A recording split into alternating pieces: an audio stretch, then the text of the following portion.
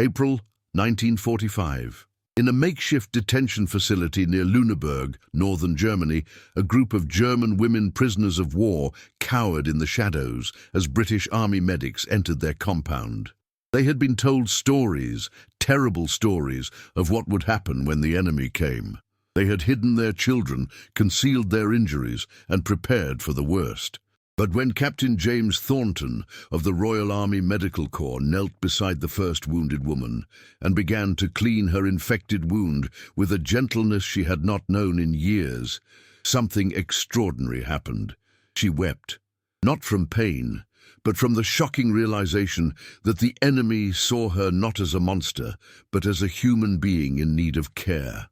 What followed would challenge everything both sides believed about each other, and reveal the profound power of medical compassion to transcend the deepest hatreds of war.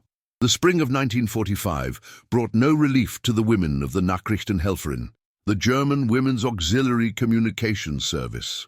As British forces swept across northern Germany in the final weeks of the European war, thousands of these women found themselves trapped between collapsing Wehrmacht units and advancing Allied armies.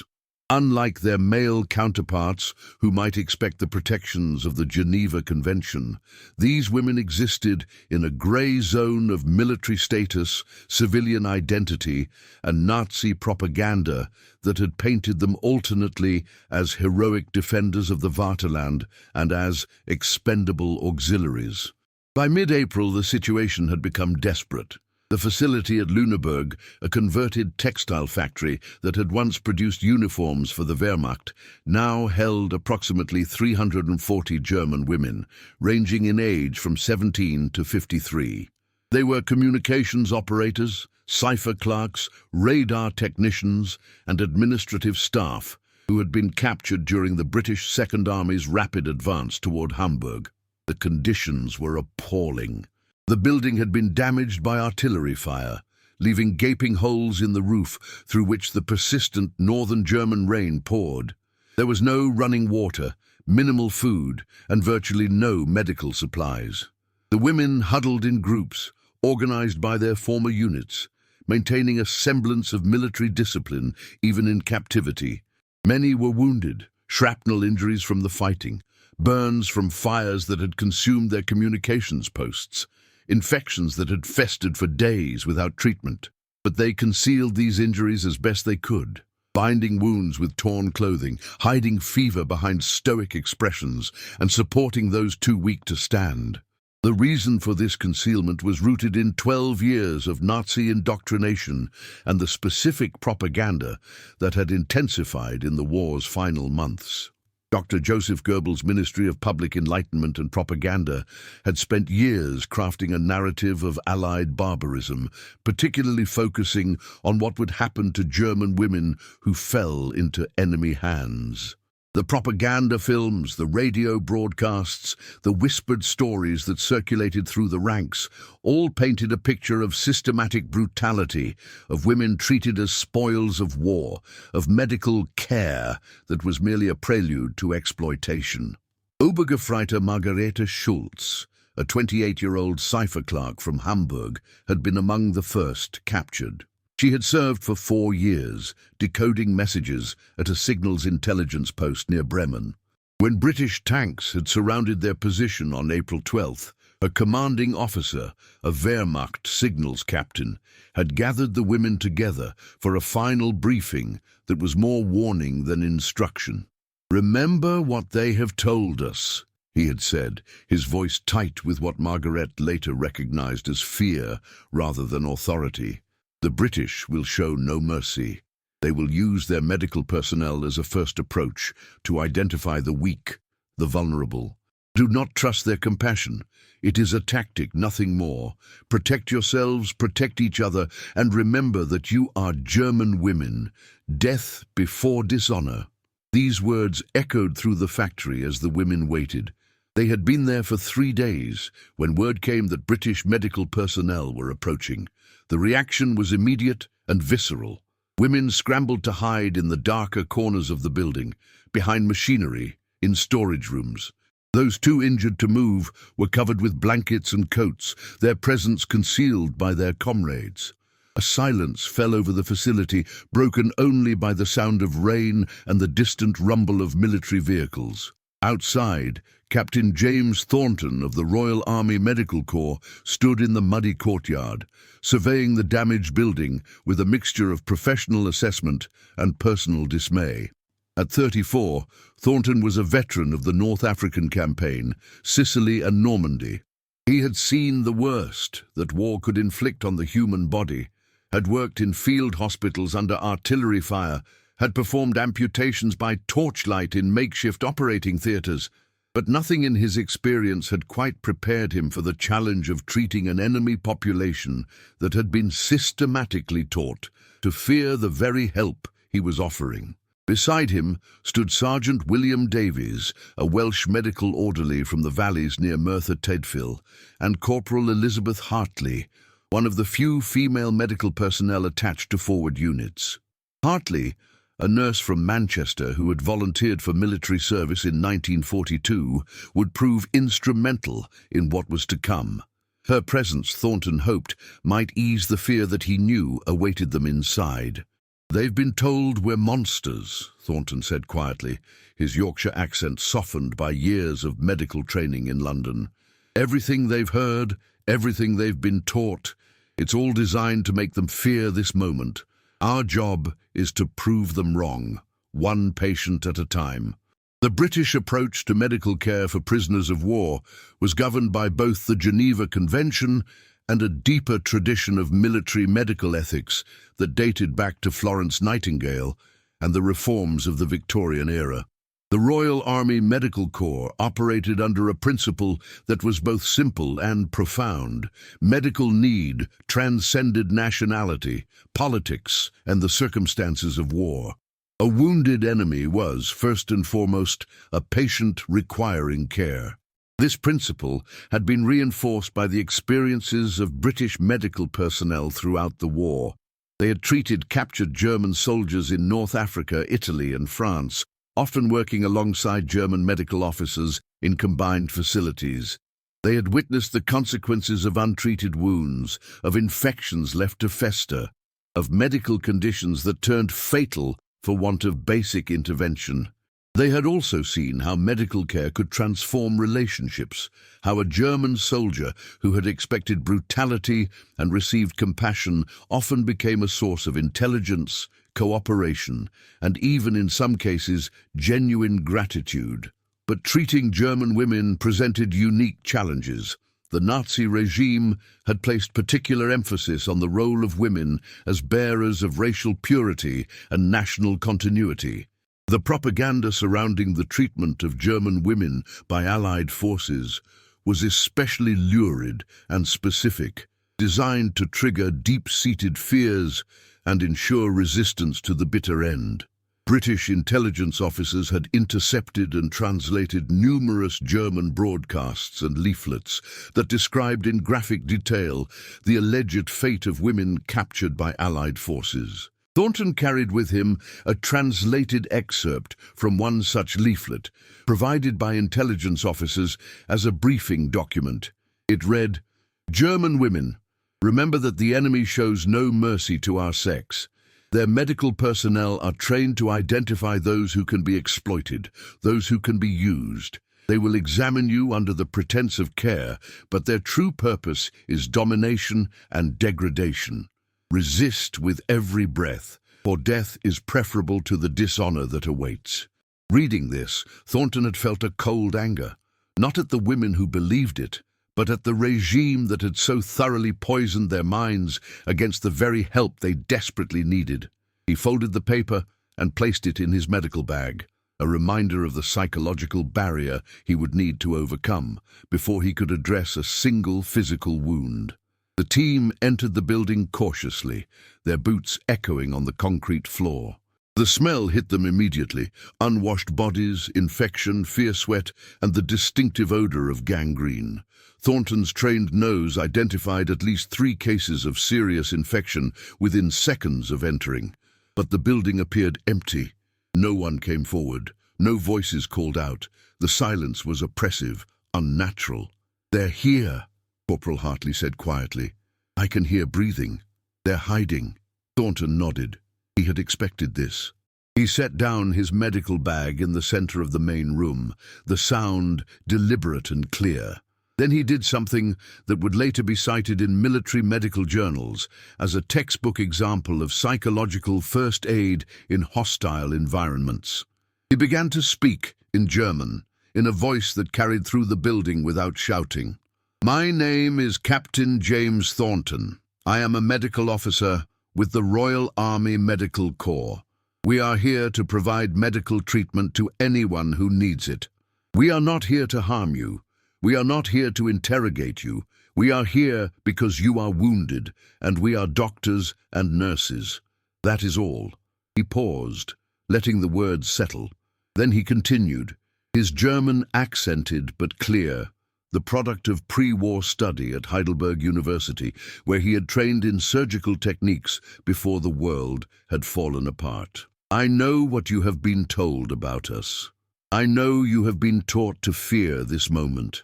But I am asking you to consider this. If we meant you harm, why would we bring medical supplies? Why would we bring a nurse? Why would we come unarmed?" He gestured to his team, who stood with their hands visible, medical bags open, no weapons in sight. British military police had secured the perimeter, but Thornton had insisted they remain outside. This moment required trust, not force. "I am going to sit here," he continued, lowering himself to sit on an overturned crate, "and I am going to wait. When you are ready, when someone needs help badly enough to take the risk, I will be here. And I promise you, on my honor as a physician, that you will be treated with dignity, with respect, and with the same care I would give to any patient, British or German, military or civilian, man or woman." The silence continued. Minutes passed. Thornton remained seated, his posture deliberately non-threatening, his hands resting on his knees. Sergeant Davies and Corporal Hartley stood nearby, equally still, equally patient. This was a waiting game, and Thornton knew that the first person to come forward would determine everything that followed. Finally, after what felt like an eternity but was perhaps 15 minutes, there was movement in the shadows. A young woman, no more than 20, emerged slowly from behind a piece of machinery. Her left arm was wrapped in a filthy bandage, and even from a distance, Thornton could see the telltale streaks of red running up toward her shoulder. Blood poisoning, advancing toward her heart. She had perhaps 2 days before the infection became fatal. She stood trembling, her eyes wide with fear and pain, caught between the certainty of death if she did nothing and the terror of what might happen if she approached. Thornton remained seated, making no sudden movements. "What is your name?" he asked gently. "Hannah," she whispered. "Hannah Becker. Hannah, I can see that your arm is badly infected. If we do not treat it soon, the infection will spread to your blood and you will die. I can help you. Will you let me?" She took one step forward, then another. Her legs were shaking so badly that Corporal Hartley moved instinctively to support her, but Thornton raised a hand slightly, signaling her to wait. This had to be Hannah's choice, her movement, her decision to trust. She reached Thornton and collapsed to her knees, not from weakness, but from the overwhelming weight of fear and hope colliding. Thornton moved slowly, deliberately, reaching for his medical bag. He withdrew a pair of scissors and began to cut away the bandage, speaking softly as he worked. "I trained in Heidelberg before the war," he said conversationally, his tone deliberately casual. "Beautiful city. I used to walk along the Neckar River in the evenings, thinking about medicine, about how to help people. That's all I've ever wanted to do, Hannah. Help people. The war doesn't change that. It can't change that." The bandage came away, revealing a wound that made even Thornton, with all his experience, draw a sharp breath. The injury, apparently from shrapnel, had become severely infected. Pus oozed from the wound, and the surrounding tissue was inflamed and necrotic. Without immediate intervention, amputation would be necessary within days. Even then, survival was not guaranteed. But Thornton's hands were steady as he prepared a syringe of penicillin, that miraculous drug that had saved countless lives since its mass production began in 1943. He cleaned the area around the wound with antiseptic, his touch as gentle as if he were treating a child. "This will hurt," he said honestly, "but it will help. I promise you, Hannah, it will help." He administered the injection, then began the careful process of debriding the wound, removing dead tissue and cleaning the infection. Hannah gasped with pain, but did not pull away. And then, as Thornton worked with a gentleness that contradicted everything she had been told, everything she had feared, something broke inside her. Tears began to stream down her face, not from physical pain, but from the overwhelming realization that she was being treated with compassion, with care, with a humanity that the propaganda had insisted did not exist. "Why?" she whispered through her tears. "Why are you being kind?" Thornton looked up from his work, meeting her eyes. "Because you are a human being in pain," he said simply, "and I am a doctor. That's all the reason I need." The sound of her weeping carried through the building, and slowly, like flowers opening to unexpected sunlight, other women began to emerge from the shadows. The emergence of the women from their hiding places did not happen all at once, nor was it a simple matter of overcoming fear. It was a gradual, painful process of trust building that tested every skill Captain Thornton and his team possessed. By the end of that first day, 23 women had come forward for treatment. By the end of the first week, the number had grown to over 200, but each case presented its own unique challenges, its own story of fear overcome and dignity restored. The British medical team quickly established a systematic approach to the facility. The main floor of the factory was converted into a triage and treatment area, with sections designated for different levels of medical need. Sergeant Davies, with his background in field surgery, took charge of the more serious cases requiring immediate intervention. Corporal Hartley focused on the women who were most traumatized, using her presence as a woman and a nurse to create a sense of safety that male medical personnel, however well-intentioned, could not fully provide. The logistical challenges were immense. The British Second Army was still advancing, and medical supplies were prioritized for combat units and British casualties. Thornton found himself in daily battles with supply officers, requisitioning everything from bandages to antibiotics, from surgical instruments to simple soap. He invoked regulations, pulled rank, and when necessary, traded favors with other medical units. His reputation as a skilled surgeon who had saved numerous British lives gave him leverage, and he used it ruthlessly on behalf of his German patients. "I don't care if they're German, French, or Martian," he told one particularly obstinate supply sergeant from Birmingham. "They're patients under my care, and the Geneva Convention is bloody clear about this. Now I need 50 more doses of penicillin, 20 liters of saline solution, and proper surgical dressings. And I need them by tomorrow morning, or I'll be having a conversation with the Brigadier about why British medical personnel are being prevented from fulfilling their legal and moral obligations." He got his supplies. The physical conditions of the women varied enormously, but certain patterns emerged that spoke to the chaos of the war's final weeks. Many suffered from malnutrition, not the severe starvation seen in concentration camps, but the chronic undernourishment of a collapsing military infrastructure. Rations had been irregular for months, and the women had often given what little food they had to younger members of their units or to civilian refugees they encountered. Infections were rampant. Wounds that in normal circumstances would have healed with basic care had festered for days or weeks. Thornton treated cases of cellulitis, septicemia, and gangrene that would have been entirely preventable with access to clean water and basic antibiotics. He performed minor surgeries in conditions that would have horrified his pre-war professors, working by lamplight with improvised instruments in a building that shook when heavy vehicles passed outside. But it was the psychological wounds that proved most challenging. The women had been conditioned by years of propaganda to expect the worst, and that conditioning did not disappear simply because Thornton was kind. Many flinched when he approached, even after days of treatment.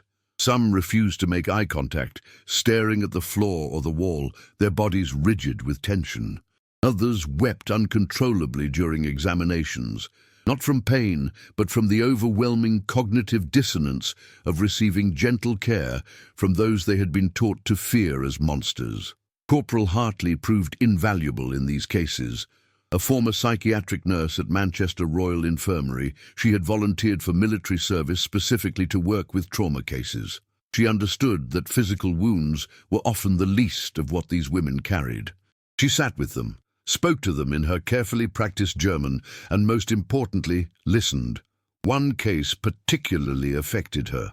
Greta Hoffmann, a 32-year-old radar operator from Dresden, had been present during the February bombing that had destroyed much of her city. She had been on leave visiting her family when the RAF and USAAF raids had turned the city into an inferno. Her mother, father, and younger sister had died in the firestorm. Greta had survived by sheltering in a cellar, emerging to find her entire neighborhood reduced to ash and rubble. When British medics entered the Lüneburg facility, Greta had hidden in a storage room, convinced that the same forces that had destroyed her city would now destroy her. She had remained there for 4 days, without food or water, her mind trapped in the memories of Dresden's burning streets. It was only when Corporal Hartley, searching for holdouts, found her delirious with dehydration that she was brought out. Hartley sat with Greta for hours as she recovered, holding her hand, offering water in small sips, and listening to the story that poured out in broken fragments. The guilt Greta felt for surviving when her family had not. The rage at the Allies for the bombing. The confusion at being treated with kindness by the same British forces whose bombers had destroyed everything she loved. "I don't understand," Greta said, her voice hoarse. "You killed my family, your planes, your bombs, and now you save my life. Why? What sense does any of this make?" Hartley had no easy answer.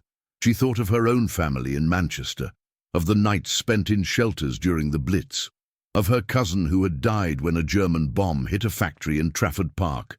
She thought of the moral complexity of total war, where civilians on both sides paid the price for decisions made by leaders they had not chosen. "War makes no sense," she said finally. "It never has. But we're not at war right now, you and I. Right now, you're a patient and I'm a nurse. That's something I can understand. That's something that does make sense." It was not a complete answer, perhaps not even a satisfying one, but it was honest, and in that moment, honesty was what Greta needed. She squeezed Hartley's hand and closed her eyes, allowing herself to rest for the first time in days. The medical work itself followed established British military protocols, but adapted to the unique circumstances. Thornton instituted a system of triage that prioritized cases based on medical need, rather than military rank or political affiliation. A 17-year-old communications clerk with a severe infection received treatment before a 40-year-old officer with a minor wound. This egalitarian approach initially confused the German women, who were accustomed to a rigid hierarchy where rank determined access to resources. Margareta Schultz, the cipher clerk from Hamburg, found herself working alongside the British medical team as an interpreter and liaison. Her English, learned in school before the war, was rusty but functional. More importantly, she understood both the German women's fears and the British team's intentions, making her an invaluable bridge between the two groups. "They think you're trying to trick them," she told Thornton one evening as they reviewed cases. "Even after you've treated them, even after they've seen your kindness, part of them still believes this is some elaborate deception. The propaganda was very thorough, Captain. It didn't just tell them what to fear, it taught them how to interpret kindness as manipulation." Thornton nodded grimly. Then we'll have to be patient. We'll have to prove ourselves not once, but over and over again, until the evidence of their own experience outweighs the lies they've been told. This patience was tested repeatedly. On the fourth day, a group of women refused treatment, convinced that the injections Thornton was administering were not antibiotics, but some form of poison or sterilization agent. The rumor had started from a misunderstanding. One woman had experienced nausea as a side effect of penicillin and had interpreted it as evidence of poisoning. Within hours, the story had spread through the facility, and suddenly Thornton faced a crisis of confidence. His response was characteristically direct. He assembled all the women who could walk into the main treatment area. He held up a vial of penicillin and, through Margaret's translation, explained exactly what it was, how it worked, and what side effects it might cause. Then, to demonstrate his point, he prepared a syringe and injected himself with a dose. "This is penicillin," he said. "It is an antibiotic that kills bacteria and prevents infection. It was discovered by a British scientist named Alexander Fleming in 1928, and it has saved thousands of lives. British, American, German, and others. It sometimes causes nausea, headaches, or allergic reactions, but it is not poison, and it is not designed to harm you. I have just injected myself with the same dose I would give to any of you. If I am lying, if this is poison, then I will suffer the same fate I would be inflicting on you. I'm willing to take that risk because I know what this medicine is, and I know it will help you." He stood there in front of over 100 German women, having just injected himself with a drug to prove his honesty. It was a calculated risk. He knew he was not allergic to penicillin, and the dose was standard, but it was also a powerful, symbolic gesture. He was putting his own body on the line to demonstrate his trustworthiness. The women watched him for the next hour. When he showed no ill effects, when he continued his work with the same steady competence, the resistance began to crumble. By evening, the women who had refused treatment were queuing up for their injections, shame-faced but relieved. But not all challenges were medical or psychological. The facility existed in a complex political and military environment. British military police maintained security around the perimeter, but the women inside were technically prisoners of war, subject to interrogation and eventual processing through the Allied detention system. Intelligence officers wanted access to the communications specialists, cipher clerks, and radar operators, women who potentially possessed valuable information about German military capabilities and operations. Thornton found himself in repeated conflicts with intelligence personnel who saw the medical facility as a convenient interrogation center. His position was uncompromising. Medical treatment came first, and no interrogations would take place until patients were physically and psychologically stable. He invoked the Geneva Convention, medical ethics, and when necessary, his own authority as the senior medical officer on site. "These women are patients first and prisoners second," he told a particularly persistent intelligence captain from London. "You'll get your information, but not at the expense of their health or their trust in medical care. If you push too hard, too fast, you'll undo everything we've accomplished here, and you'll get nothing but frightened, traumatized women who won't tell you the time of day, let alone anything useful." The intelligence officer was not pleased, but Thornton had allies. The commanding officer of the local British garrison, Brigadier Sir Edmund Hartley, no relation to Corporal Hartley, was an old-school officer who believed in the proper conduct of war. He supported Thornton's position and issued orders that intelligence activities at the facility would be conducted only with medical approval and supervision. As the days turned into weeks, the facility began to transform. The physical improvements were obvious. Wounds healed, infections cleared, and the general health of the women improved dramatically. But the psychological transformation was equally profound. The women began to relax, to speak more freely, to show glimpses of personality that had been suppressed by fear and propaganda. A young woman named Liesel, a 19-year-old from Bavaria who had operated radio equipment, revealed a talent for drawing. She began sketching portraits of the other women and, eventually, of the British medical staff. Her drawing of Captain Thornton, showing him bent over a patient with intense concentration, captured something essential about his character. The absolute focus on the task at hand, the determination to heal regardless of nationality or politics. Another woman, Frida, had been a school teacher before the war. She began organizing informal classes for the younger women, teaching English and mathematics, trying to prepare them for whatever future awaited after the war. Corporal Hartley donated some of her personal books, and soon there was a small lending library operating in one corner of the facility. These small acts of normalcy, of humanity reasserting itself in the midst of chaos, were as important as any medical treatment. They represented the women reclaiming their identities beyond their roles as soldiers, prisoners, or victims. They were becoming people again, with interests, talents, and hopes for the future. But the war was not yet over, and reminders of the larger conflict intruded regularly. On April 30th, news reached the facility that Adolf Hitler had committed suicide in his Berlin bunker.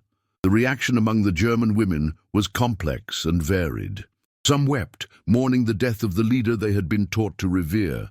Others showed relief, sensing that the end of the war was finally near.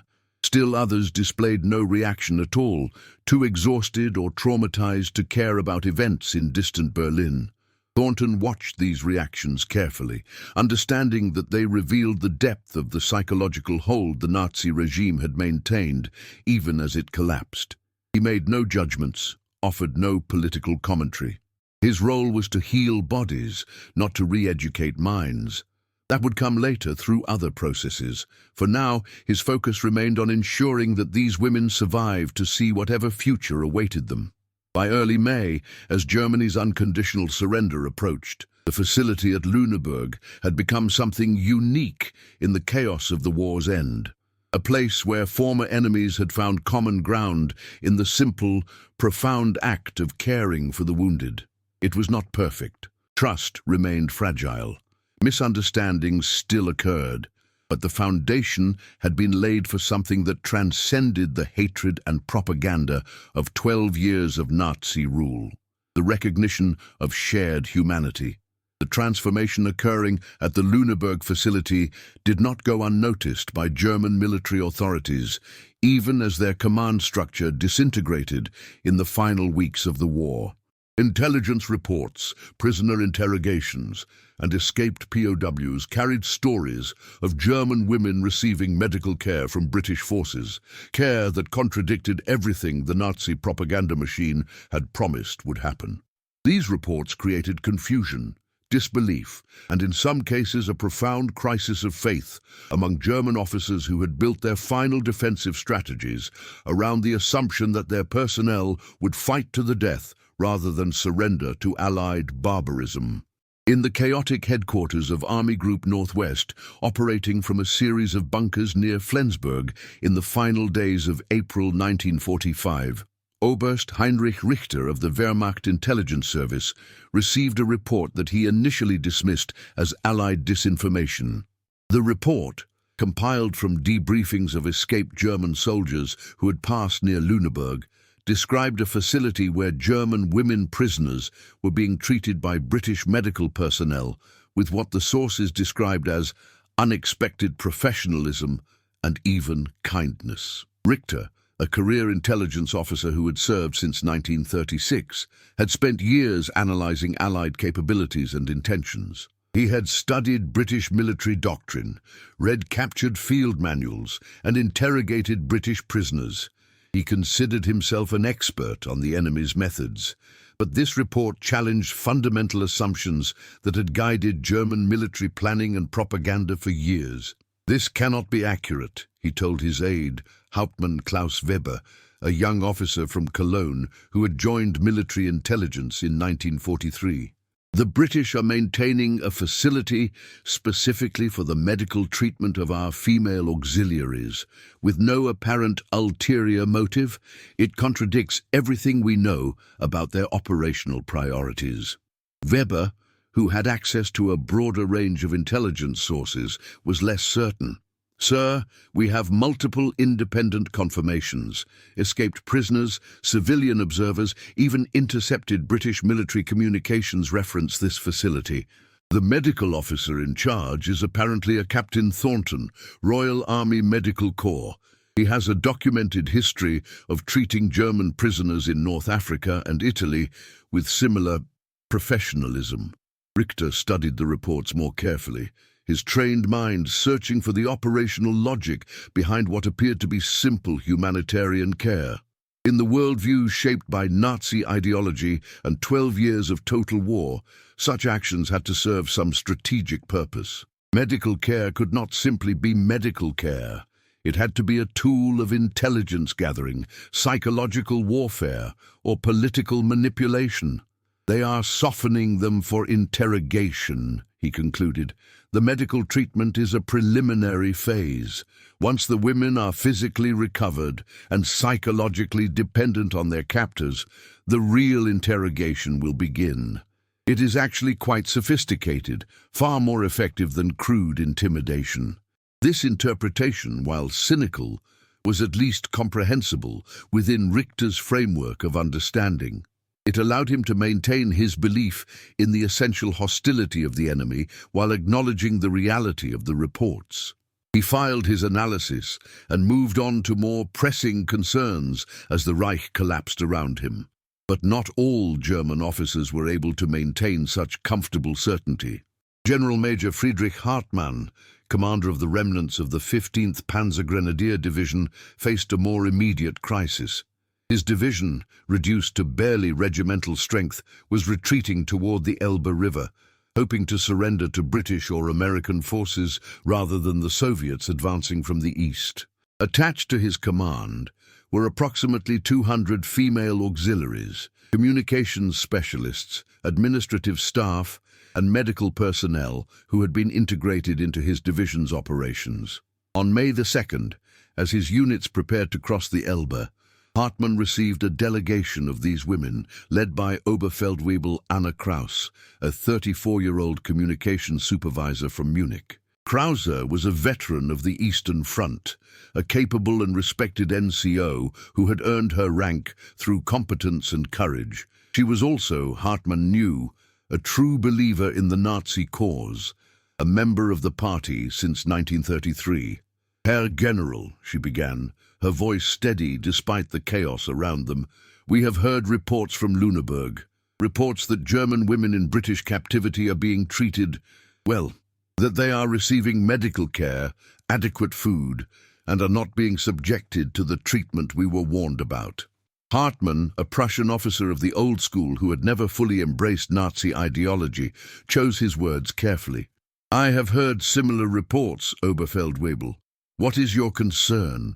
Krause's composure cracked slightly. Sir, we were told that capture by the British would mean we were told specific things about what would happen to us. We were prepared to take our own lives rather than face that fate. But if the reports are true, if the British are actually following the Geneva Convention and treating prisoners humanely, then everything we were told was a lie. And if that was a lie, what else have we been lied to about? It was a question that Hartmann himself had been grappling with for months, as the gap between Nazi propaganda and observable reality had grown too wide to ignore. He had seen the orders for senseless last stands, the execution of soldiers accused of defeatism, the fanatical insistence on fighting to the last man even when the war was clearly lost. He had begun to suspect that the regime he served had long since lost any connection to truth or reason. Oberfeldwebel, he said quietly, I cannot tell you what to believe, but I can tell you this. When we cross the Elbe tomorrow, we will be surrendering to British forces, and I will personally ensure that all personnel under my command, including the female auxiliaries, are treated according to the laws of war. If the reports from Lüneburg are true, and I believe they are, then you will be safe. You have my word as an officer." The conversation represented a profound shift. Here was a German general in the final days of the Reich, explicitly contradicting Nazi propaganda and encouraging his personnel to trust in the humanity of the enemy. It was a small moment in the vast chaos of the war's end, but it was repeated in countless variations across northern Germany as the reality of British conduct toward prisoners undermined years of indoctrination. The confusion was not limited to military personnel. In the town of Lüneburg itself, civilians who had fled the advancing British forces began to return, drawn by reports that the occupation was not the apocalyptic event they had been led to expect. They found British soldiers distributing food, military police maintaining order, and medical personnel treating German civilians alongside military prisoners. Frau Helga Zimmermann, a 56-year-old widow who had lived in Lüneburg all her life, returned to find her house intact and British soldiers camped in her garden. She approached them with trepidation, expecting to be evicted or worse. Instead, a young corporal from Liverpool offered her tea, real tea from British rations, and asked if she needed any assistance with repairs to her damaged roof. "I don't understand," she told her neighbour later. "They are supposed to be monsters. We were told they would burn our homes, assault our women, steal everything we had. But they gave me tea. They helped me fix my roof. They were polite." This cognitive dissonance spread through the civilian population like a virus, undermining the last vestiges of faith in the Nazi regime. If the British were not the monsters they had been portrayed as, what else had been a lie? The Holocaust, whispered about but officially denied, the justifications for the war, the promises of final victory. The entire edifice of Nazi ideology began to crumble, not through military defeat alone, but through the simple, undeniable evidence of decent human behavior from those who were supposed to be inhuman enemies. At the Lüneburg facility, Captain Thornton became aware of his role in this larger psychological drama through conversations with Margaret Schultz, who had become his primary liaison with the German women. She described the confusion and disbelief that many of the women still felt, even after weeks of humane treatment. "They want to believe you," she told him one evening as they reviewed medical records. "They want to trust that this is real, that you are genuinely trying to help. But 12 years of propaganda is not easily overcome. Some of them still think this is an elaborate trick, that the real punishment will come later. Others have accepted your kindness but cannot reconcile it with everything they were taught about the British. It creates a kind of mental paralysis." Thornton nodded thoughtfully. "What about you, Margaret? What do you believe?" She was silent for a long moment, considering the question. "I believe that you are a good man, Captain Thornton. I believe that you genuinely care about your patients, regardless of their nationality. But I also believe that you are an exception, not the rule. I have seen too much of this war, too much cruelty on all sides, to believe that humanity is the norm. You and your team are an anomaly, a beautiful anomaly, but an anomaly nonetheless." It was a sobering assessment, and Thornton could not entirely disagree with it. He had seen enough of the war's brutality to know that compassion was not universal, that atrocities had been committed by all sides, that the veneer of civilization was thin and easily stripped away by the pressures of total war. But he also believed that the exceptions mattered, that individual acts of decency could have ripple effects far beyond their immediate context. "Perhaps," he said, "but anomalies can become patterns if enough people choose to follow them. Every German woman who leaves this facility with a positive experience of British medical care is a living contradiction to Nazi propaganda. Every story they tell, every testimony they give, undermines the lies they were told. That matters, Margaret. It may not change the world, but it changes something." The impact of the Lüneburg facility extended beyond the immediate psychological effects on the women treated there.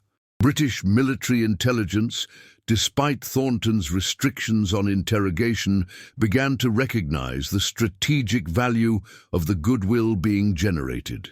Women who had been treated with dignity and respect were far more willing to cooperate with intelligence officers when they were eventually interviewed.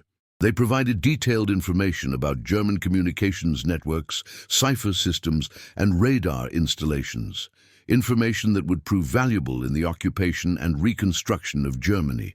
More significantly, the stories from Lüneburg began to spread through the German military and civilian population, carried by escaped prisoners, returning refugees, and the informal networks of communication that persisted even in the chaos of defeat. These stories had a demoralizing effect on German units still fighting, undermining the propaganda that had sustained their resistance. If the British were not the monsters they had been portrayed as, what were they fighting for? Why continue a hopeless struggle if surrender did not mean the horrors they had been promised?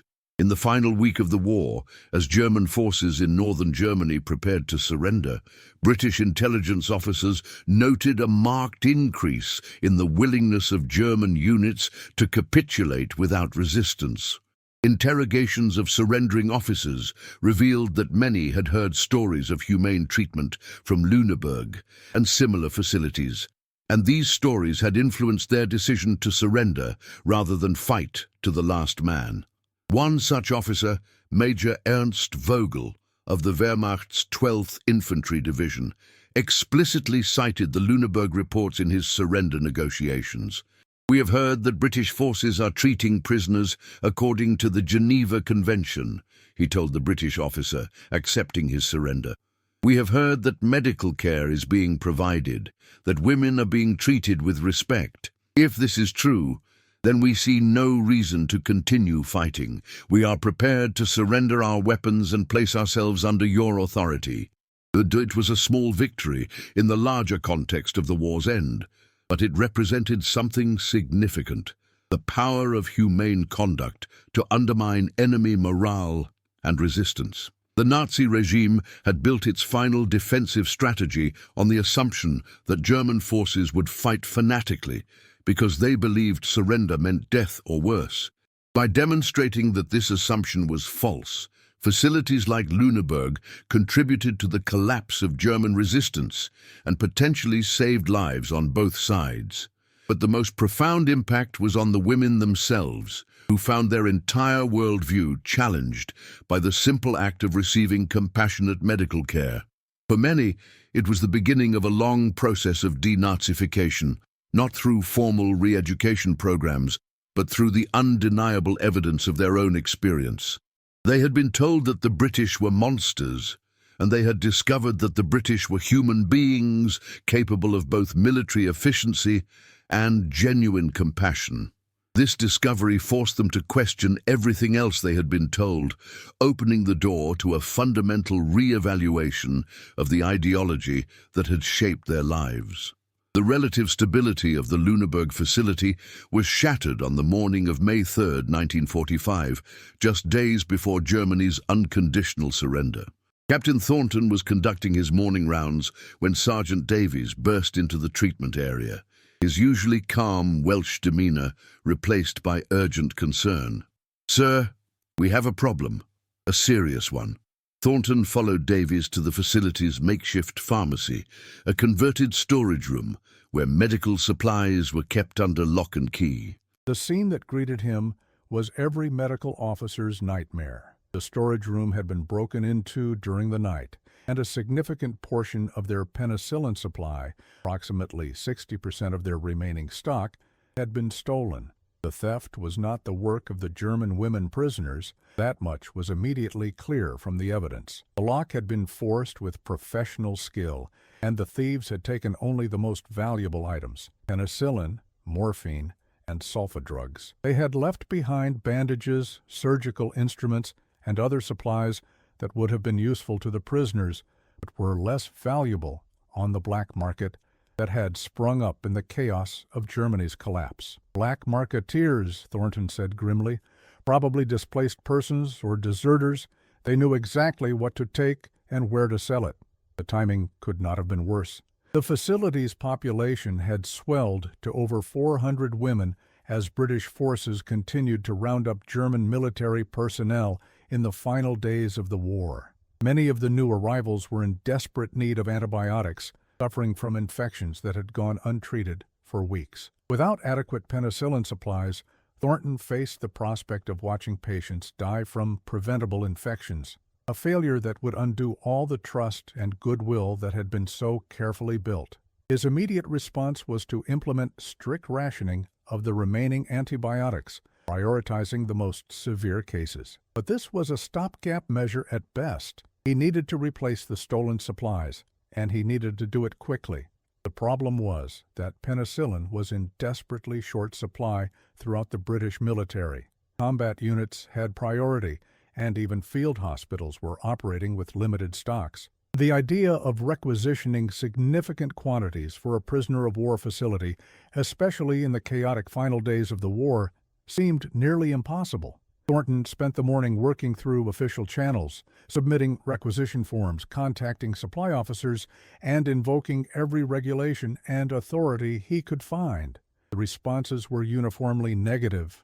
There was simply no penicillin available through normal supply chains, not in the quantities he needed, and not with the urgency the situation demanded.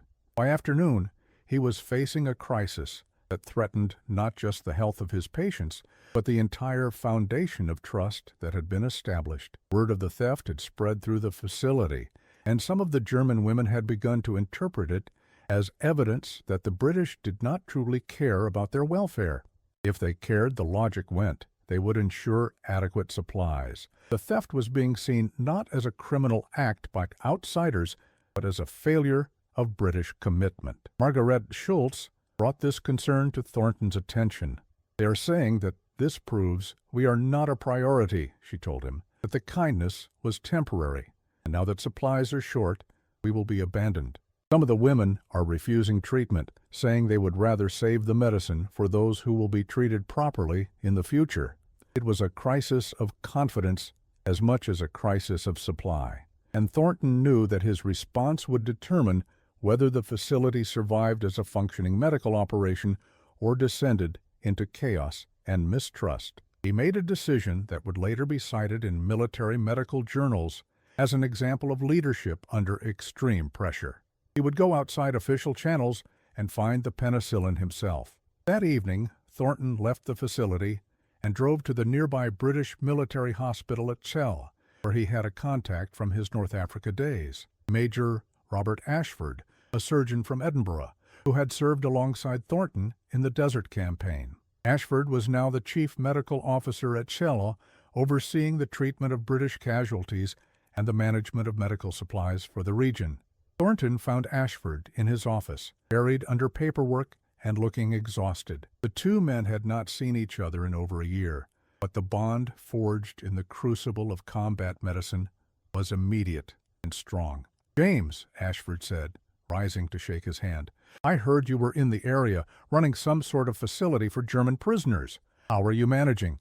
"Not well at the moment," Thornton admitted. He explained the situation, the theft, the shortage, the crisis of trust. "I need penicillin, Robert.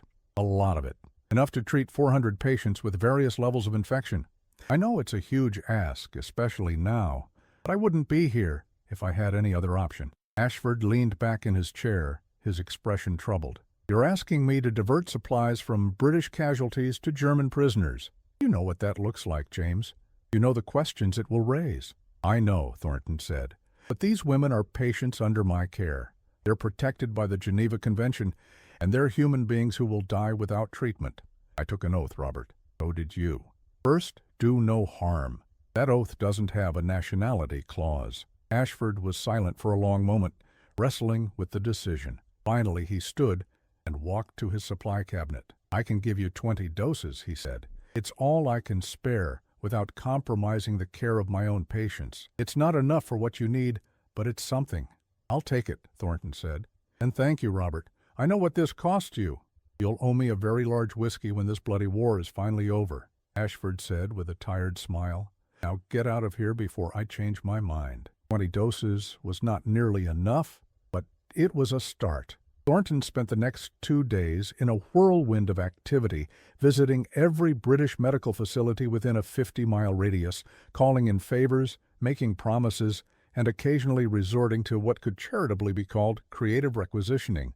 He traded surgical instruments for antibiotics, promised future assistance in exchange for immediate supplies, and in one case, simply appropriated a shipment that was destined for a facility that had not yet been established. By the evening of May 5th, he had assembled enough penicillin to treat his most critical cases and maintain a reserve for emergencies. It was not the full replacement of what had been stolen, but it was enough to continue operations. More importantly, it was a visible demonstration of commitment that could not be dismissed or misinterpreted. He returned to the Lüneburg facility exhausted but triumphant, carrying crates of medical supplies that represented 2 days of relentless effort. He assembled the women in the main treatment area and, through Margaret's translation, addressed them directly. "I know that the theft of our supplies frightened you," he said. "I know that some of you thought it meant we were abandoning you, that the care you received was temporary and conditional. I want you to understand something. You are my patients. That means I have a responsibility to you that does not end because of theft or shortage or any other obstacle. I have spent the last 2 days securing replacement supplies because that is what a doctor does for his patients. You are not a low priority. You are not expendable. You are human beings who deserve medical care, and I will move heaven and earth to ensure you receive it." The response was immediate and emotional. Women who had been withdrawn and suspicious came forward to thank him, some with tears in their eyes. The crisis of confidence was averted, and in its place was a deeper level of trust than had existed before. Thornton had not just told them they mattered, he had demonstrated it through actions that could not be misinterpreted. But the crisis was not entirely over. The theft had exposed a vulnerability in the facility's security, and Thornton knew that without better protection, they would remain at risk. He approached Brigadier Hartley with a request for increased security measures, including better locks, regular patrols, and possibly a permanent guard detail. Hartley, who had been following the situation with interest, agreed immediately. "You've done remarkable work there, Thornton," he said. "I'll be damned if I let some black market thugs undo it. You'll have your security, and I'll make sure the military police know that any interference with medical supplies is to be treated as a serious crime."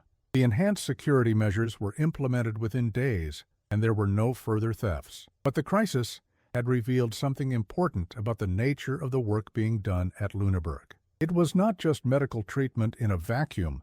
It was medical treatment in the context of a collapsing society, where normal rules and systems had broken down, where supplies were scarce and valuable, and where maintaining order and trust required constant vigilance and effort. The crisis also highlighted the role of individual initiative and the willingness to work outside official channels when necessary. Thornton's decision to personally secure replacement supplies, rather than waiting for the bureaucracy to respond, was technically a violation of proper supply chain procedures, but it was also exactly the kind of leadership that the situation demanded: flexible, determined, and focused on the mission rather than the regulations. Corporal Hartley, who had watched Thornton's efforts with admiration, later reflected on what she had witnessed. The captain could have followed the rules, submitted his forms, and waited for the system to respond, she wrote in her personal diary. The women would have suffered, some would have died, and he could have said he did everything by the book. Instead, he broke the rules to save lives. That's what real medical care looks like in wartime, not following procedures, but doing whatever it takes to help your patients. The crisis and its resolution had another unexpected effect. It galvanized the German women into taking a more active role in the facility's operation. Margaret Schultz organized a group of women to assist with security, establishing a watch system to monitor the supply room and report any suspicious activity. Others volunteered to help with medical tasks, working alongside Sergeant Davies and Corporal Hartley to change bandages, distribute medications, and provide comfort to the most severely wounded. This collaboration between former enemies working together toward a common goal represented a profound shift in the facility's dynamics. The German women were no longer just passive recipients of care, they were active participants in their own recovery and in the maintenance of the community that had formed within the facility's walls. One woman in particular, Frieda Neumann, the former schoolteacher, took on an informal leadership role among the German women. She had been skeptical of British intentions at first, but the response to the theft crisis had convinced her of Thornton's genuine commitment.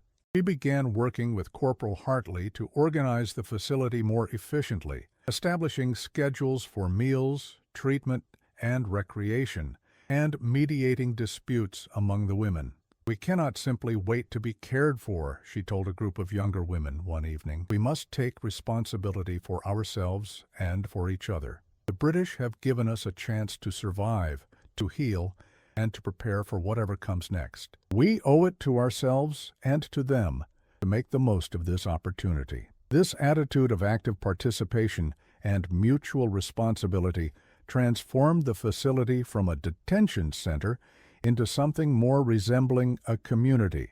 Women who had been strangers, brought together only by the accident of capture, began to form genuine friendships. They shared stories of their lives before the war, their hopes for the future, and their struggles to make sense of what they had experienced. The crisis had tested the facility to its limits, but it had emerged stronger and more cohesive. The theft and Thornton's response had demonstrated that the commitment to humane treatment was not just words or temporary kindness. It was a genuine principle that would be defended and maintained even in the face of significant obstacles. For the German women, this was perhaps the most important lesson of all, that they were valued, that their lives mattered, and that the care they received was not contingent on convenience or abundance, but was a fundamental commitment that would be honored regardless of circumstances. By the second week of May 1945, the war in Europe was over.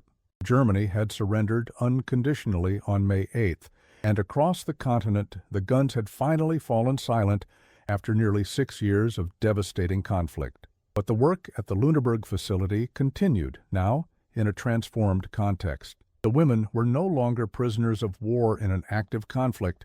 They were detainees in an occupied country, awaiting processing, repatriation, or in some cases, investigation for potential war crimes. The impact of the facility's work, however, extended far beyond the immediate medical care provided to the 400-plus women who had passed through its doors. The stories of humane treatment, of British medical personnel who had treated German women with dignity and compassion, spread through the chaos of post-war Germany like wildfire. These stories had a profound effect on the broader German population's attitude toward the British occupation, and, more significantly, on the process of denazification that would shape Germany's future.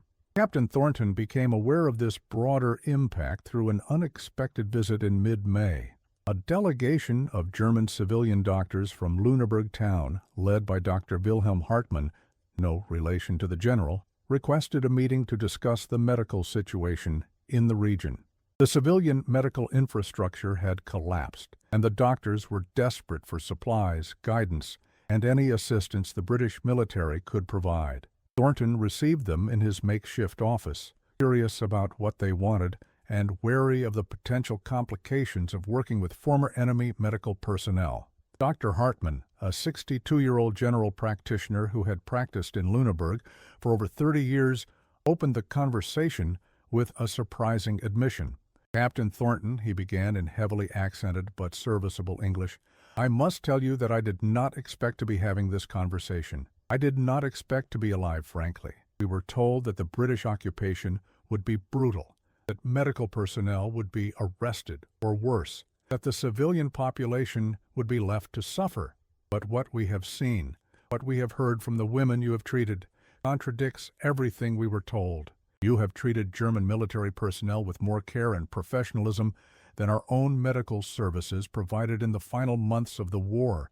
It has changed how we view the occupation, how we view the British, and how we view our own government's lies." It was a remarkable statement, and Thornton recognized its significance. Here was a German civilian doctor, a man who had lived through the Nazi regime and presumably had some level of complicity with it, explicitly acknowledging that the regime had lied and that British conduct had disproven those lies. This was exactly the kind of psychological shift that would be necessary for Germany's reconstruction and reintegration into the civilized world. "Dr. Hartman," Thornton replied carefully, "I appreciate your candor. I want to be clear about something. The care we provided to the women at this facility was not a political strategy or a propaganda effort. It was simply what medical ethics demanded. We treated them as patients because that is what they were. But if our actions have helped to demonstrate that the British are not the monsters you were told we were, then I am glad of that. It may make the work of rebuilding this country somewhat easier."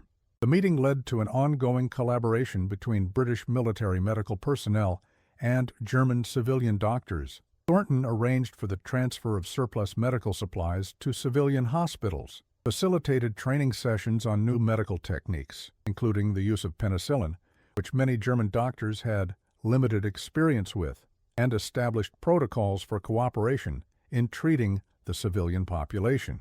This collaboration became a model for British-German medical cooperation in the occupation zone, demonstrating that former enemies could work together toward common humanitarian goals. But the most significant impact of the Lüneburg facility was on the women themselves and the ripple effects of their experiences. As the women were processed and eventually released or transferred to other facilities, they carried with them stories that challenged the Nazi narrative and provided a counterexample to the propaganda that had shaped their worldview.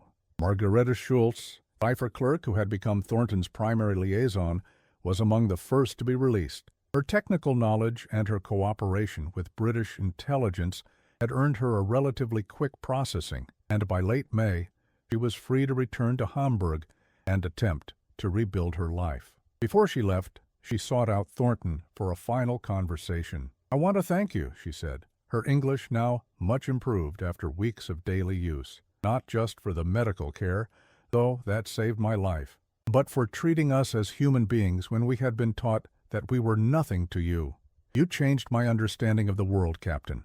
You showed me that the enemy I had been taught to hate was capable of more humanity than the regime I had been taught to serve. That is a gift I will carry with me for the rest of my life." Thornton was moved by her words, but also troubled by them. "Margaret, I hope you understand that what you experienced here was not unique to the British. There were German doctors and nurses who showed the same compassion, the same commitment to their patients. The capacity for humanity exists in all people, regardless of nationality. What the Nazi regime did was try to suppress that capacity, to replace it with hatred and fear. Your task now, and the task of all Germans, is to reclaim that humanity and build a society that values it." She nodded, tears in her eyes. "I understand, and I will try. We will all try." All. Similar conversations played out dozens of times as women were released and returned to their homes across Germany. Each carried with them a personal testimony that contradicted years of propaganda. In Hamburg, in Munich, in Berlin, in small towns and villages across the British occupation zone, these women told their stories of British medics who had treated their wounds gently, of nurses who had held their hands and listened to their fears, of a medical officer who had moved heaven and earth to secure supplies for patients who were supposed to be his enemies. These stories had a measurable impact on the British occupation's success. In areas where former detainees from Lüneburg and similar facilities had returned, cooperation with British authorities was notably higher. Civilians were more willing to provide information, to assist with reconstruction efforts, and to accept the legitimacy of the occupation government. The contrast with areas where no such positive contact had occurred was stark and became the subject of study by British military government officials. One such official, Major Geoffrey Winters of the Control Commission for Germany, visited the Lüneburg facility in June to investigate reports of its impact. He interviewed Thornton, observed the facility's operations, and spoke with several of the women still in detention. His report, filed with the Control Commission and later declassified, provided a detailed analysis of the facility's significance. The medical facility at Lüneburg represents a case study in the power of humane treatment to undermine enemy ideology and facilitate post-conflict reconstruction, Winters wrote. Captain Thornton and his team have demonstrated that treating former enemy personnel with dignity and professional medical care produces measurable benefits in terms of intelligence cooperation, civilian compliance with occupation authorities, and the broader process of denazification. The women treated at this facility have become, in effect, ambassadors for British values and conduct, providing testimony that contradicts Nazi propaganda more effectively than any official information campaign could achieve. I recommend that the principles and practices observed at Lüneburg be studied and, where appropriate, replicated in other detention and processing facilities throughout the British zone. The report led to changes in British policy toward German prisoners and detainees, with increased emphasis on humane treatment, not just as a moral obligation but as a strategic tool for winning the peace. Medical facilities similar to Lüneburg were established in other locations, and medical personnel were given additional training in the psychological aspects of treating former enemy personnel. But perhaps the most profound impact was on the German women themselves, who found that their experiences at Lüneburg had fundamentally altered their understanding of themselves and their place in the world. Many had joined the military auxiliaries out of a sense of patriotic duty, believing the Nazi narrative of German superiority and Allied barbarism. Their experiences in the war's final months, culminating in their treatment by British medical personnel, had shattered that narrative and forced them to confront uncomfortable truths about the regime they had served. Anna Becker, the young woman whose infected arm had been the first case Thornton treated, was released in early June. She returned to her family's farm in Lower Saxony, where she found her parents struggling to survive in the chaos of post-war Germany. She immediately began working to help them, but she also began speaking publicly about her experiences, first in her local community and later in regional forums organized by British occupation authorities. "I was taught to hate the British," she told one such gathering. "I was taught that they were monsters who would destroy us if given the chance. But when I was wounded, when I was infected and dying, it was a British doctor who saved my life. He treated me with more kindness than I had any right to expect, more kindness than I had shown to others during the war. That experience taught me that the real monsters were not the British, but the lies we were told about them. If we are to rebuild Germany, we must start by rejecting those lies and embracing the truth, no matter how uncomfortable it may be." Her testimony, and that of dozens of other women from Lüneburg, became part of the broader denazification effort. These were not Allied officials lecturing Germans about their crimes. These were German women speaking from personal experience, describing how they had been lied to and how they had discovered the truth. Their voices carried a weight and authenticity that no external propaganda could match. The demoralization effect on remaining Nazi sympathizers was significant. In the immediate post-war period, there were still many Germans who clung to Nazi ideology, who believed that Germany had been betrayed rather than defeated, who hoped for a resurgence of the movement. The testimonies from Lüneburg and similar facilities undermined this narrative by providing concrete evidence that the Nazi portrayal of the Allies had been fundamentally false. If the British were not the monsters they had been portrayed as, then what else about the Nazi narrative was false? The Holocaust? The justifications for the war? The entire ideological foundation of the regime? This questioning was uncomfortable and painful, but it was also necessary for Germany's transformation. The women of Lüneburg, through their willingness to speak honestly about their experiences, contributed to this process in ways that formal denazification programs could not replicate. They were living proof that change was possible, that former believers in Nazi ideology could confront the truth and choose a different path. By the summer of 1945, the Lüneburg facility had largely completed its mission. Most of the women had been processed and released, and the facility was being converted to other uses by the British occupation authorities. Captain Thornton received orders to report to a new posting in Hamburg, where he would help establish a military hospital for the occupation forces. Before he left, he walked through the empty building one final time, reflecting on what had been accomplished there. The facility had treated over 500 German women in total, with a survival rate of over 98%, a remarkable achievement given the severity of many of the cases and the challenging conditions. But the statistics, impressive as they were, did not capture the full significance of what had happened. The facility had been a place where enemies had become patients, where fear had been replaced by trust, and where the simple act of providing compassionate medical care had challenged and ultimately helped to undermine one of history's most destructive ideologies. Thornton thought of the women he had treated, Hannah with her infected arm, Margaret with her crisis of faith, Greta with her memories of Dresden, and so many others. He thought of their fear when he had first entered the building and their tears when they realized that his kindness was genuine.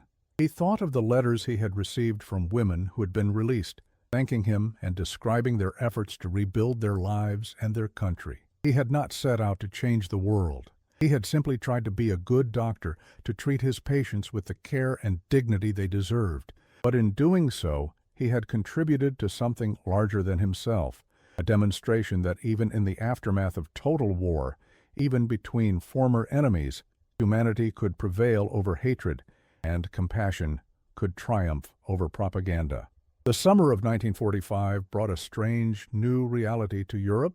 The guns were silent, but the continent was in ruins. Cities lay in rubble, millions were displaced, and the full horror of Nazi crimes was only beginning to be understood as concentration camps were liberated and their survivors told their stories. In this landscape of devastation and moral reckoning, the work done at facilities like Lüneburg took on new significance as a model for how former enemies might begin the long process of reconciliation and reconstruction. Captain James Thornton's new posting in Hamburg placed him at the heart of this transformation. The city had been devastated by Allied bombing, particularly the firestorm raids of 1943 that had killed over 40,000 civilians. The medical infrastructure was in ruins, and the population was struggling with malnutrition, disease, and the psychological trauma of defeat.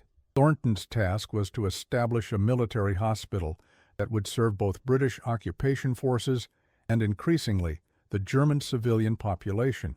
He brought with him the lessons learned at Lüneburg, the importance of treating patients with dignity, regardless of nationality, the strategic value of humane medical care in winning the peace and the power of individual compassion to overcome years of propaganda and hatred.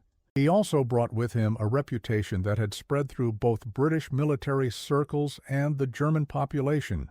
He was known as the doctor who had treated German women prisoners with unprecedented kindness, and this reputation opened doors that might otherwise have remained closed. One of his first initiatives in Hamburg was to recruit German medical personnel to work alongside British staff. This was a controversial decision. Many British officers were reluctant to trust former enemy medical personnel, and many Germans were afraid to work for the occupation authorities. But Thornton persisted, drawing on his experience at Lüneburg to demonstrate that cooperation was both possible and beneficial. Among his first recruits was Dr. Wilhelm Hartmann, the Lüneburg civilian doctor who had first approached him in May. Hartmann brought with him a network of German doctors and nurses who were desperate for work, supplies, and the opportunity to practice medicine again. Together, they established a model of British-German medical cooperation that would be replicated across the occupation zone. "We are not conquerors and conquered here," Thornton told his mixed staff at their first meeting. "We are medical professionals working together to address a humanitarian crisis. The war is over. Our job now is to heal, not just individual patients, but the society that has been torn apart by 12 years of Nazi rule and 6 years of total war. That is a task that requires all of us, British and German alike." The hospital became a symbol of post-war cooperation and a practical demonstration of how former enemies could work together. British doctors trained German colleagues in new techniques, including the use of penicillin and other antibiotics that had been developed during the war. German doctors provided knowledge of local conditions and cultural context that helped British personnel work more effectively with the civilian population. Nurses from both nations worked side by side, sharing the exhausting work of caring for patients in a city still struggling with the basic necessities of life. But Thornton's most significant contribution to post-war Germany came through his advocacy for the women he had treated at Lüneburg. Many of them faced uncertain futures. They had served in military roles which made them suspect in the eyes of both Allied authorities, conducting denazification, and German civilians who blamed the military for the country's destruction. Some faced potential prosecution for their roles in the Nazi war machine, even though most had been low-level auxiliaries with no involvement in atrocities. Thornton became an advocate for these women, providing testimony and character references that helped many avoid prosecution or harsh treatment. He argued that the women had been victims of Nazi propaganda as much as perpetrators of Nazi crimes, and that their willingness to confront the truth about the regime they had served demonstrated genuine transformation. His testimony carried weight because of his reputation for integrity and his documented commitment to treating all patients fairly. One case particularly engaged his attention. Obergefreiter Anna Krause, the communication supervisor who had questioned her general about the reports from Lüneburg, had been detained for investigation due to her rank and her party membership. She faced potential prosecution for her role in military communications, which Allied investigators believed might have included knowledge of war crimes or atrocities. Thornton reviewed her case and concluded that she had been a mid-level technical specialist with no involvement in criminal activities. He provided a detailed statement describing her conduct at Lüneburg, her cooperation with British authorities, and her evident willingness to confront the lies she had been told. His intervention, combined with testimony from other British personnel, led to her release without prosecution. She later became a teacher in Hamburg, working in the education system that was being reformed under British supervision, and became an advocate for honest teaching about the Nazi period. "Captain Thornton saved my life twice," she later wrote in a letter to him. "Once by ensuring I received medical care when I was ill, and once by speaking on my behalf when I faced prosecution. But more than that, he saved my soul by showing me that the world I had believed in was built on lies, and that there was a better way to live. I will spend the rest of my life trying to honor that gift by teaching the next generation of Germans to think critically, to question authority, and to value human dignity above national pride." The women of Lüneburg became, in many cases, leaders in post-war German society. Their experiences had given them a unique perspective. They had served the Nazi regime, witnessed its collapse, and experienced the humanity of former enemies. This combination of experiences made them valuable in the reconstruction effort, particularly in education, social services, and the emerging women's rights movement in post-war Germany. Margaret Schulz, the cipher clerk who had been Thornton's liaison, became a translator and cultural mediator for the British occupation authorities. Her language skills and her understanding of both British and German perspectives made her invaluable in facilitating communication and cooperation. She later worked for the Control Commission for Germany, helping to implement denazification programs and educational reforms. Anna Becker, whose infected arm had been the first case Thornton treated, became a nurse. Inspired by the care she had received, she trained at a hospital in Hanover and dedicated her career to treating patients with the same compassion that had been shown to her. She specialized in treating refugees and displaced persons, populations that faced particular challenges in post-war Germany. Frieda Neumann, the former school teacher who had organized classes at Lüneburg, returned to teaching and became a leader in educational reform. She worked to develop curricula that honestly addressed the Nazi period and taught students to think critically about propaganda and authoritarianism. Her work contributed to the broader effort to ensure that Germany would never again fall prey to the kind of totalitarian ideology that had led to such catastrophe. The impact of the Lüneburg facility extended beyond individual stories to influence broader British policy and military doctrine. The success of the facility in providing humane medical care, while also facilitating intelligence gathering and denazification, led to formal studies of its methods and their replication in other contexts. The Royal Army Medical Corps incorporated lessons from Lüneburg into its training programs, emphasizing the strategic value of humane treatment and the importance of cultural sensitivity in treating former enemy personnel.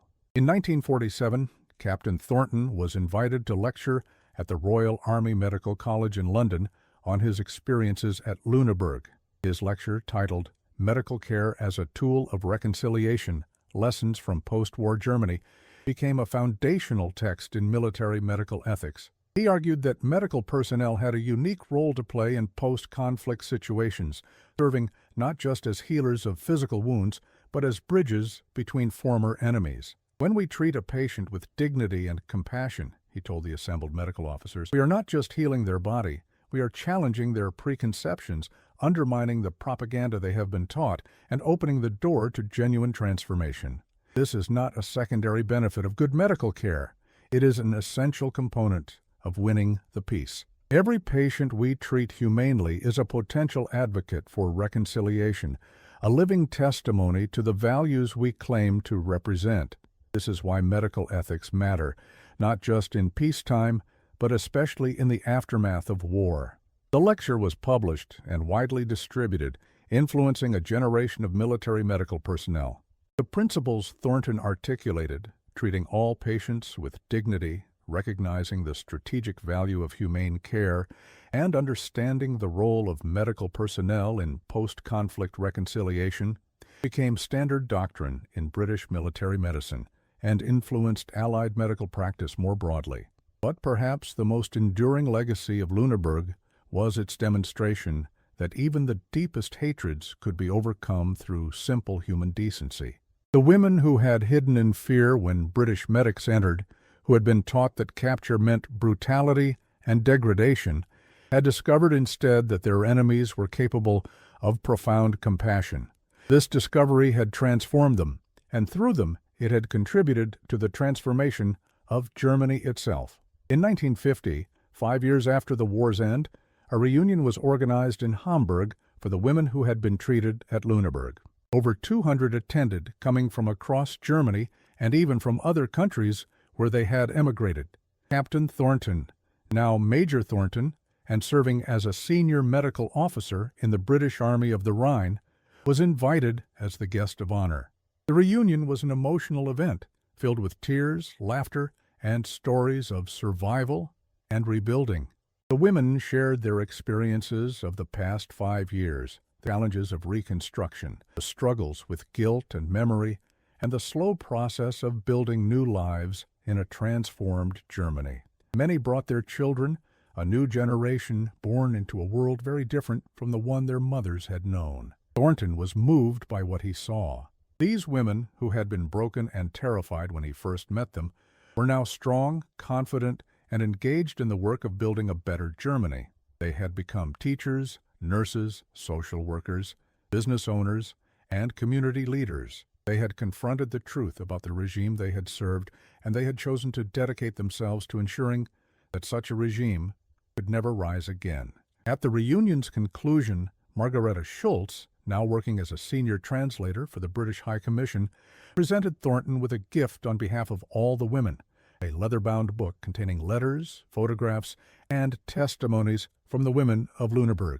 The book, titled From Fear to Hope, The Women of Lüneburg Remember, documented their experiences and the impact of the care they had received. Captain, Major Thornton, Margareta said, her voice thick with emotion, you told us once that you were just doing your job, that you were simply being a doctor. But you were more than that. You were the first person to show us that the world we had been taught to believe in was a lie, and that there was a better way to live. You gave us not just medical care, but hope. Hope that we could survive. Hope that we could change. Hope that we could build something better from the ruins of what had been destroyed. This book is our way of saying thank you and of ensuring that what happened at Lüneburg is never forgotten. Thornton accepted the book with tears in his eyes. He opened it and read the first entry, written by Hannah Becker. I was 17 years old when the British medics entered our facility. I was wounded, infected, and terrified. I had been taught that capture meant death or worse, and I had prepared myself for the worst. But Captain Thornton knelt beside me and treated my wound with a gentleness I had never known. He spoke to me as a human being, not as an enemy or a prisoner. In that moment, everything I had been taught was proven false, and I began to understand that the real enemy had not been the British, but the lies I had been told about them. That understanding changed my life and set me on a path to becoming the person I am today. I will never forget what Captain Thornton and his team did for us, and I will spend the rest of my life trying to honor their example by treating others with the same compassion they showed to me. Thornton closed the book and looked out at the assembled women, survivors, witnesses, and now advocates for a better future. He thought of that first day at Lüneburg, of the fear and suspicion, of the slow building of trust, and of the transformation that had followed. He thought of the challenges they had overcome, the crises they had weathered, and the impact that simple human decency had produced. I want you to know, he said, his voice carrying across the room, that you changed me as much as I may have changed you.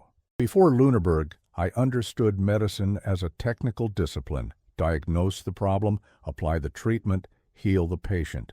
But you taught me that medicine is also about human connection, about trust, about the power of compassion to transcend the deepest divisions. You taught me that healing is not just about bodies, but about souls, about societies, about the possibility of redemption and transformation even in the darkest circumstances. I am honored to have been part of your journey, and I am inspired by what you have become. You are living proof that people can change, that societies can be transformed, and that hope can emerge even from the ruins of total war. The reunion concluded with a toast to survival, to transformation, to the future, and to the enduring power of human compassion to overcome hatred and fear.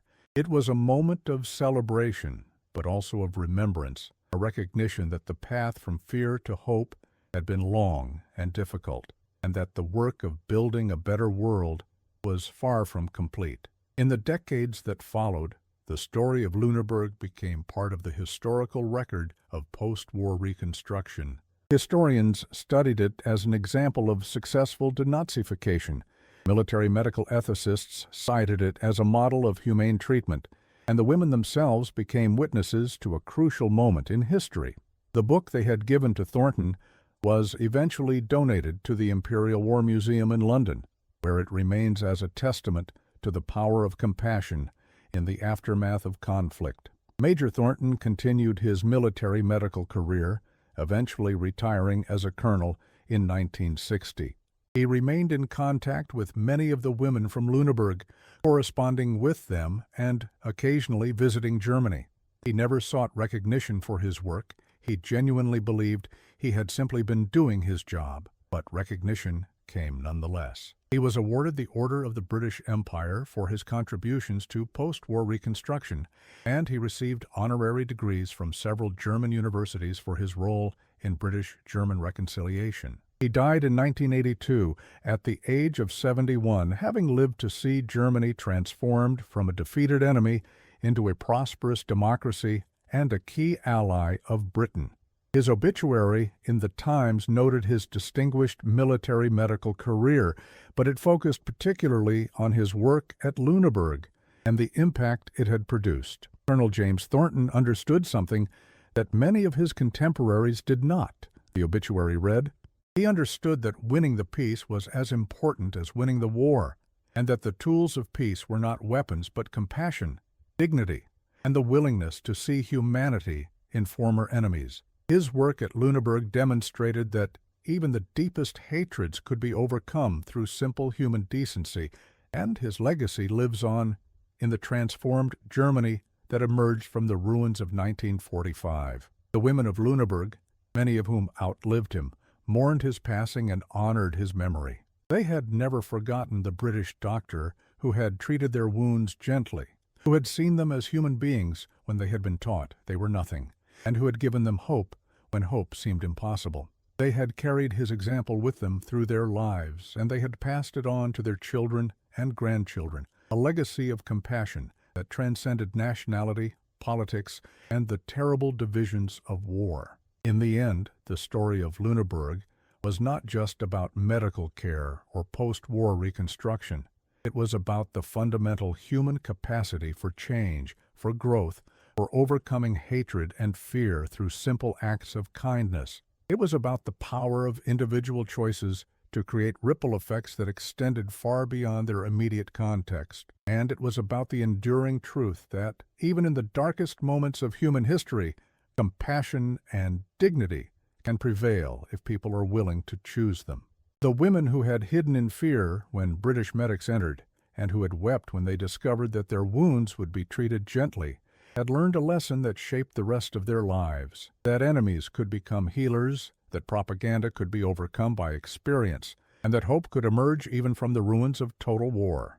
It was a lesson that Germany needed to learn in 1945, and it remains a lesson that the world needs to remember today. If you found this remarkable tale of British compassion and the transformative power of medical care in the aftermath of war compelling, please do subscribe to our channel and share your thoughts in the comments below. What other untold stories from the Second World War would you like us to explore? The war produced countless moments where humanity triumphed over hatred.